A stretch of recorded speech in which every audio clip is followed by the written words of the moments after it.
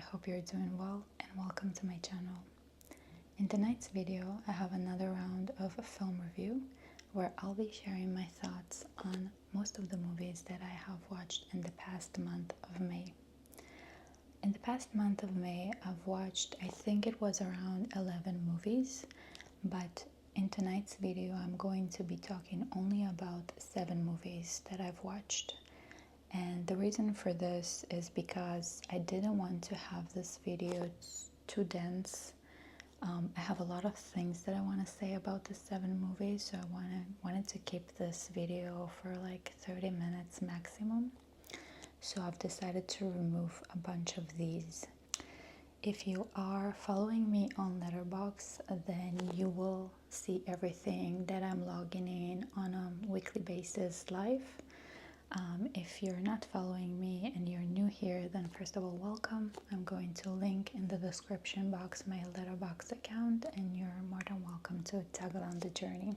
I'm not a professional film reviewer. I'm honestly just a woman in this world who wants to share her thoughts about things that move me. I have a lot of appreciation for the filmmaking art form. I think it might be my favorite one because I really enjoy with this type of storytelling. And when I watch a really good movie, I oftentimes find myself moved, and I feel like it oftentimes really broadens my life experience and my understanding about people and our human condition. So if you think differently than me, I highly suggest and recommend and encourage you to share your thoughts. It's totally okay to think differently than me. And if you have a different observation or something you want to share or add to my review, I also recommend you doing so. I am going to be ranking these films from my least favorite to the most favorite. I will say that May in general was a very strong month for me. I highly enjoyed all the movies that I've watched. Some of the movies that I've watched were on my list for a very long time, so I'm super happy that I finally got the chance to pick them up, and they did not disappoint, so I cannot wait to share my thoughts with you. If you haven't watched these movies, you're in a safe space. I'm not going to be talking much about the plot, and I'm definitely not going to be sharing any spoilers. It's just going to be a recommendation of me talking about these movies and sharing what I loved without ruining the plot. So without further ado, let's kick it off. Okay, so the first movie that I wanted to talk about is On the Seventh Place, which is The Last Place, and it is very relevant because it is currently in theater and you can still catch it there, and it is I Love Boosters. I Love Boosters it has a very unique premise to it and a very unique plot. It's essentially a story about a group of women who are professional shoplifters. And what they do is that they steal clothes from a very high-end fashion brand, and they resell those clothes at their community at a lower price. We follow this woman who leads this group of women. Her name is Corvette, played by the amazing Keke Palmer, who did an incredible job. She's such a good actress, like funny, classic, gorgeous, and really authentic, which was very refreshing to see that combination. And we also follow the fashion tycoon, so the owner of this high-end fashion brand, who played by Demi Moore, which is also phenomenal and incredible in this movie. Both of them are so funny. Now, what I really liked about this movie is the fact that it is like a film that is essentially criticizing the fashion capitalism and our consumer culture, but it is not lecturing us, and it is doing that in a way of like a satire comedy, which I really, really appreciated, you know, rather than approaching that in a way of like a more heavy drama. So I think this is the first thing that I really liked about this movie. And I think there were a lot of things that I liked about this movie. So again, the style of the movie, the colors, everything was very playful, and it almost felt like you are stepping into this bizarre world, and it's almost like the filmmakers refused it to look realistic, and I had appreciation for this. I think I would like to see more filmmakers using bold colors and bold sets rather than thinking about things that are a little bit more like a muted palette color. The other thing that I really liked about this movie is how original it felt, the premise and the humor. This movie is tackling a lot of serious issues that we have in our culture, in our society, but the way that it did that was really clever and fun. I could not stop laughing during the movie, and it's not only me, the entire theater was literally cracking up. And it was a really, really nice way to present and to address this type of topics, in my opinion.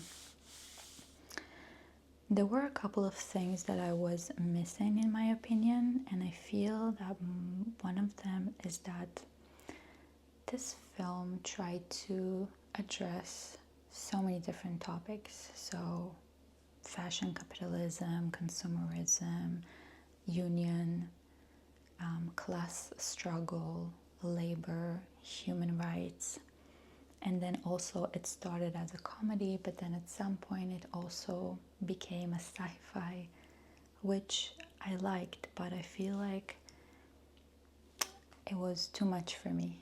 And I feel like at a certain point, a lot of the messages, which were really, really important, and in general messages that I support, were too fast, too direct. Everything was moving very, very quickly. There was a lot of chaos, and suddenly we came to this conclusion and resolution. And I personally prefer when a movie gives me time to digest and to think by my own without spoon feeding me or providing me the answers, or even telling me how to think, I would say. I'm not sure if that's the exact way to put it, but with providing this type of very, very clear messages. I feel, to me, also the fact that they wanted to cover so many different topics, it really felt like the characters were more symbolic rather than human. And I didn't get much information about the characters. I didn't see much character development, which was lacking, in my opinion. I would want to see more about the characters and learn more about them in order for it to impact me deeply. Overall, I think I gave this movie 3.5 stars at Letterboxd. I think it's a fun movie to watch. I highly, highly recommend that. And if you have watched that, let me know in the comments what are your feelings. But overall, this is kind of my conclusion about this movie. Now, moving forward to the next movie on the list, which is on the 6th place. This is Oppenheimer from 2023 by Christopher Nolan. I am so late to the party, I know. I just haven't got the chance to watch that when it was released 3 years ago. And because I knew that this is such a heavy film and it is 3 hours long, I just couldn't find the right time and the right mindset to watch that. But I finally got the chance to do that, and I'm happy that I did that. So if you're not familiar with this movie or with Oppenheimer, let me share a little bit about the plot in a few sentences. This film followed J. Robert Oppenheimer, which was the person that was responsible for the first atomic bomb during World War II. and was part of the Manhattan Project. Now, this movie is, I think, one of the first important things to know is that it is based on real and historical events. So, a lot of the things that happened in this movie, like the Manhattan Project, the atomic bombing of Hiroshima and Nagasaki, those are things that actually happened in real life. But not only this, also the people that were in this movie, a lot of politicians, and Einstein, for example, is mentioned in this movie. This is also a type of relationship that apparently took place. And it is basically based on some historical records. So this is the first indicator for us and for me to understand the type of scale of a project and a movie to aspire to make. It's craziness. And this film is not only explores the creation of this atomic bomb, it also explores a lot of the consequences that followed after the creation of such a thing, whether it's political, moral, personal, and I think this what makes this film really, really unique. Now, I will say there are a lot of things that I liked about this movie, but there were also a lot of things that were missing in my opinion. Now, let's start with what I liked. The first thing is Cillian Murphy's performance. I think Cillian Murphy is such an incredible actor, and it's just such a great choice for this type of movie, with playing someone that is very intense, intelligent, but also restrained. I feel like Cillian Murphy can do such a great acting role without speaking much of his emotions, so you can understand the things that he's facing with without him needing to explain that. So I think Cillian Murphy did a phenomenal job. I have a lot of appreciation for the ambitious project that it was, the scale and the scope of pulling off something like that. We're talking about a movie that covers topics like science, war, politics, morality, history, and all in one project. This is a lot. And the film, really liked the part that the film doesn't really rush to categorize Oppenheimer, whether he's the good person or the villain. It just tells the story and the complexity of doing such a thing. I like that. I like the fact that there were moments with Cillian Murphy, like Oppenheimer, that we were almost kind of pulled into Oppenheimer's mind, where he was hunted by the consequences of the things that he was doing, and him kind of starting to catch up with all of the impacts of his decision and his actions. I think it was well done. I think it was very powerful. And again, you have to have some appreciation for this type of project, of like wanting to tackle so many different topics and ideas. But I will say, things that I didn't really like, or things I was missing. The first thing is the constant jumping between time frames. To me, it was so there are a couple of timelines in the movie, and we were jumping from one to the other. For me, it was a little bit hard to follow. It was disoriented. I felt that I don't understand exactly what is going to happen, or where are we at, or even why we're doing that. It almost felt to me that it was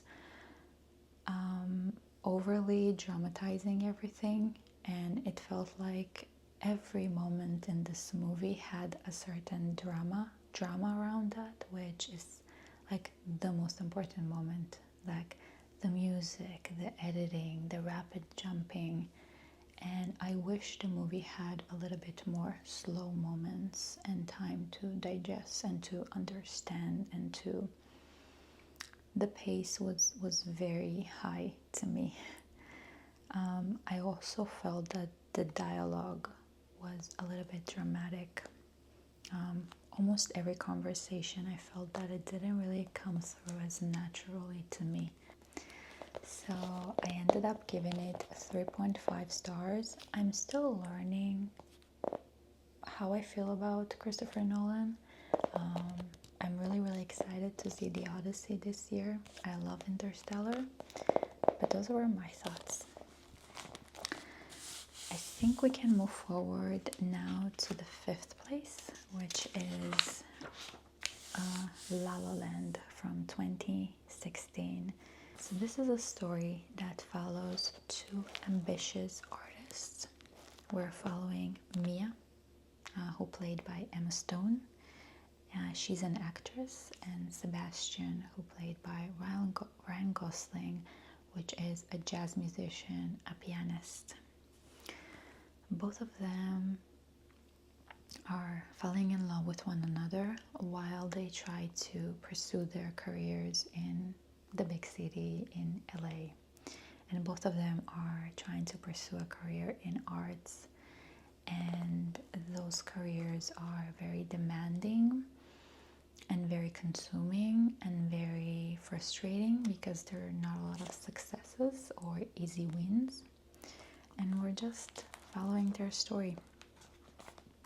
They have, in general, a very beautiful love story. They inspire one another to chase their careers and their passion.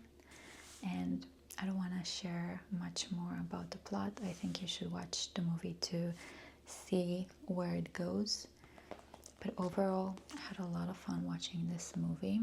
It is a musical, so some will say that it's like a love letter to musicals. It's a comedy. It's a fun story. It's a very exciting movie. Because it's a musical, there's a lot of singing and dancing, and the songs are really good, and the dancing is incredible. And overall, the atmosphere of being in LA and Hollywood and dreaming big and falling in love, I think it was well made. I think the movie was really well executed, and I had a lot of fun watching that movie. And it's so interesting to see, because the premise is quite simple. It's a story that is very well familiar. Some will say that it's a cliche story, but still it's just another evidence that simple stories sometimes can work the best. And a lot of the times it's about the emotion that is awakening within us. And I think they did a really good job with providing that through the songs and the dancing and the passion to their art. I see that I really wrote here that it felt like watching something familiar and original. So it was like refreshing, but also classic. And I think it's an achievement. I ended up giving this movie 4 stars, because again, I think I will think about this movie. I will definitely recommend watching this movie. I think it was a good watch. Fun fact, I'm not sure how fun the fact is, but it's kind of devastating, but funny. This movie was mistakenly announced as the Best Picture in 2016, and it was heartbreaking to watch that. You should definitely search that on YouTube. They were basically announcing La La Land as the Best Picture during the Oscar Awards, and the entire crew came up to the stage. Some of them already did their speeches, and only after like the 4th person completed their speech, one of the people from the production came into the stage and said, "Sorry guys, the winner is actually Moonlight." It was so heartbreaking. So yeah, that was sad to watch. I think we're gonna move forward now to the movie that is on the fourth place, but I will say the next four movies are masterpieces in my opinion, and every movie I will highly recommend watching. And we're going to start with the first place, which is Heat by Michael Mann from 1995. Wow. I can't believe that I only now got the chance to watch this movie, but this movie is a gem. It's I think one of the best crime thriller movies that I've ever watched in my life. And it is such a good example for how you can take a movie from any genre, even if it's a crime movie, and you can make it so deep and so powerful that it will just linger years and years and years. It's a movie from 1995, as I mentioned, and some people still consider this to be one of the greatest movies of all time, and I totally agree. So the story essentially follows two characters. We have Neil, who is a professional thief. He's the criminal, played by Robert De Niro. And we have Vincent, who is an obsessive LAPD detective, who played by Al Pacino. So it's essentially a very, again, simple story of a detective, a policeman who is trying to catch the thief, the criminal. So it's like the good guy versus the bad guy. But no, this movie hits differently. This movie is about something else. So first of all, the movie never actually categorized neither of them as the good guy or the bad guy. It actually does something very, very smart and deep, and it shows us how both of them actually have good characters and bad characters, and how both of them are actually remarkably similar to one another. And I think it's like genius in my opinion. Even though that they're on the opposite side of the law, they're actually very similar. And this is a story about two men who will sacrifice everything in their life in order to pursue their obsessive profession. There is an incredible tension in this movie. So if we talk about the crime thriller genre, one of the best. Awesome scenes of like chasing and bank robbery that I've ever seen. You're really on your toes in the movie, despite that this is 3 hours long. I've never felt that it was too dense. It actually flew by so quickly. And again, the deep emotional story beneath the crime plot. There is one scene that is a very famous scene when Al Pacino and Robert De Niro, Neil and Vincent finally meet, and they meet at a coffee place or like a restaurant or something like this. I think this is one of the most gorgeous scenes that I've ever seen in cinema. A very simple conversation between them, but such a deep conversation. The way that both of them are acting is absolutely remarkable and so powerful. And to me, I think this scene is one of the reasons why this movie lingers so much. Not to say that so many people were excited about the pairing between the greatest of all time, some will say Al Pacino and De Niro, that I think it was easy to make it a cliche or to overly dramatize that or to overly perform that or to make it as something very bombastic. I really appreciate Michael Mann for him keeping the scene very simple but powerful, and it's completely unforgettable in my opinion. I give that 4.5 stars, and I cannot wait to rewatch that movie again. I think it's such a gorgeous movie to watch with your friends during a Friday evening when you have drinks and food.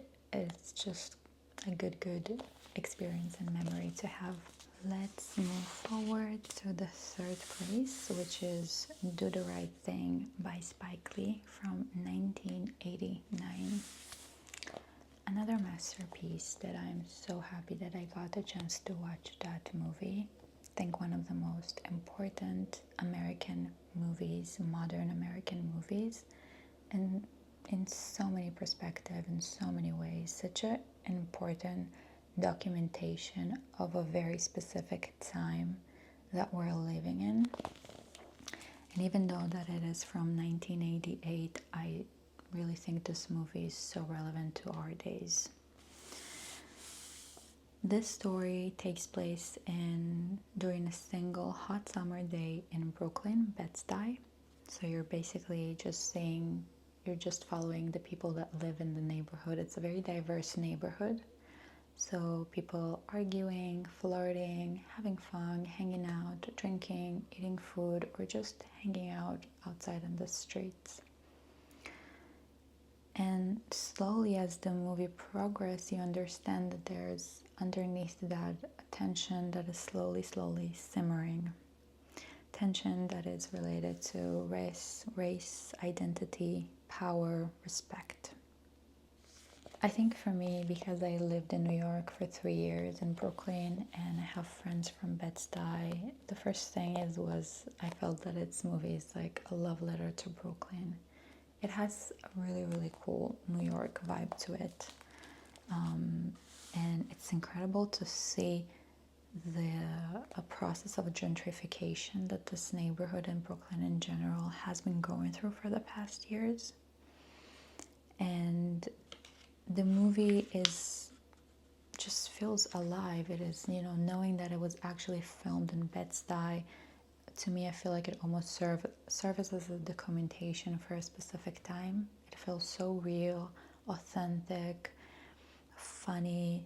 The people it didn't feel like they're actors. It felt like there were really real people that lived in that neighborhood. One of the things that I really like about this movie is the style of the movie. Incredible style, from the outfit, the music, the streets. It was really so well done. The camera work was one of the most original one and incredible one that I've ever seen. There was a very distinct camera work, like a tilted camera angle, that to me felt so good and not cliche but on point, so matched with the theme of the movie. It felt like almost like they were trying to deliver a message of something is not right. Something is not right in this neighborhood, and there is a lot of tension that might explode anytime. And I feel it was a really good way to create that type of off-balance atmosphere through camera work. This film in general is deeply concerned with race, power, police, but it's not like it doesn't lecture you that. It just lets you sit with this, and it just tells the story of the people and the reality that they have. And the reason why I wanted to watch this movie for so long is because I watched La Haine a few years ago, which is a French movie that is very similar to this movie. And it is one of my favorite movies. And I heard a lot that La Haine was actually influenced by Do the Right Thing. I think it's remarkable to see the resemblance between both movies. And I highly recommend watching Do the Right Thing if you like La Haine. Or if you like Do the Right Thing, I highly recommend checking out La Haine, because both movies tell such an important story that unfortunately is still relevant to these days. I give that movie a score of 4.5 in Letterboxd. Moving forward to the second place on this list, which is Paris, Texas, from 1984 by Wim Wenders. This movie is incredible. I think a few of my subscribers recommended me to watch this movie, and obviously I had this movie for so long on my list. I just didn't find the right time to pick it up.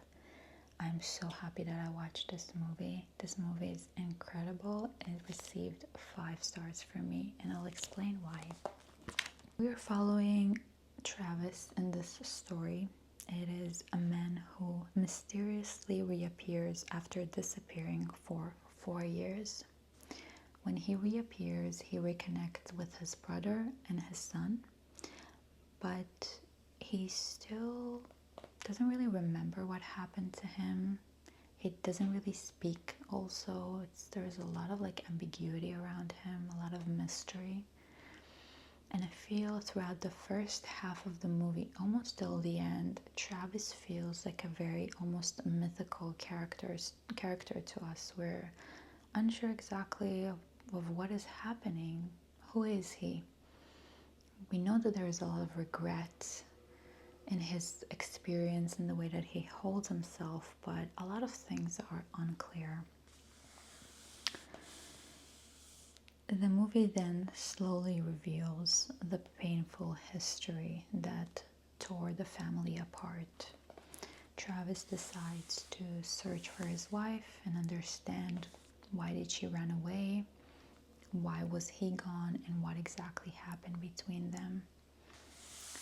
I'm not going to talk about the plot, but this movie will go into a very, very surprising direction.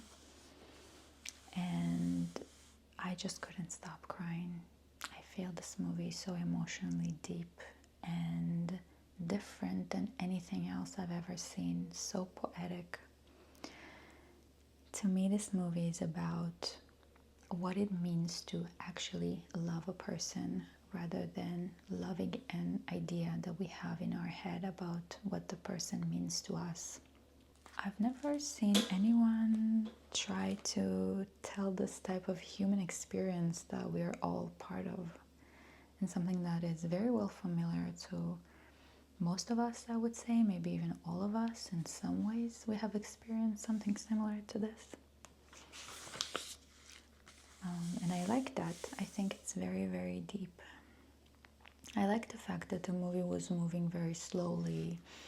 It's not rushing to tell you a story, and it's not rushing to answer your questions, and you will have a lot of questions with this movie. And to me, this is one of the reasons why it hits really, really deep. There is a certain mood that this movie puts you in. Every scene is gorgeous. The cinematography is amazing. Every set is beautiful and touching and moving. It's really a movie that is driven by atmosphere, emotion, and things that our characters are wrestling with.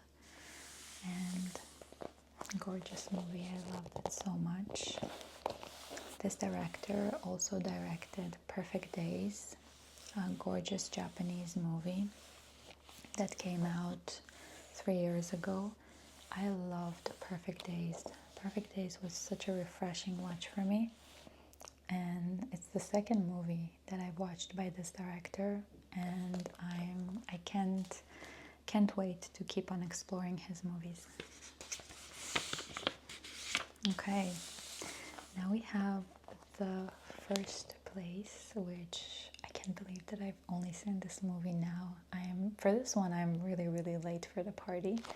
And this is Singin' in the Rain from 1952. This movie, I have so many things to say. So if you've made it till now, please stay with me, because I'm going to try and convince you to watch older movies and older musicals.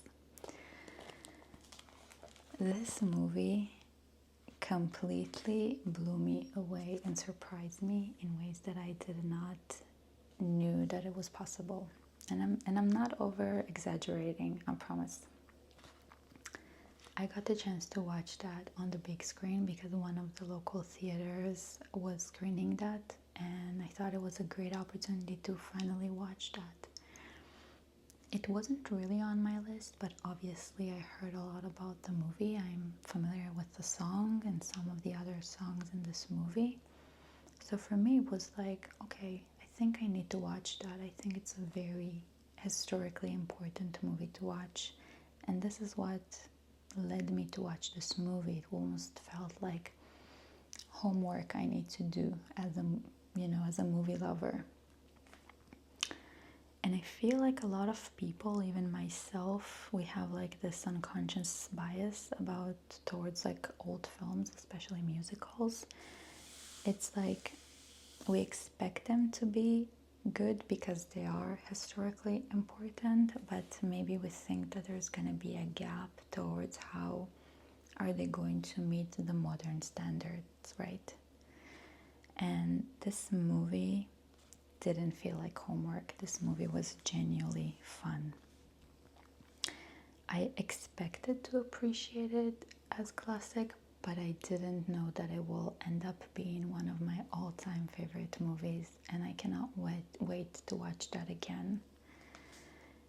To talk a little bit about the premise, this is a story about Hollywood's transition from silent films to sound films in the late 1920s.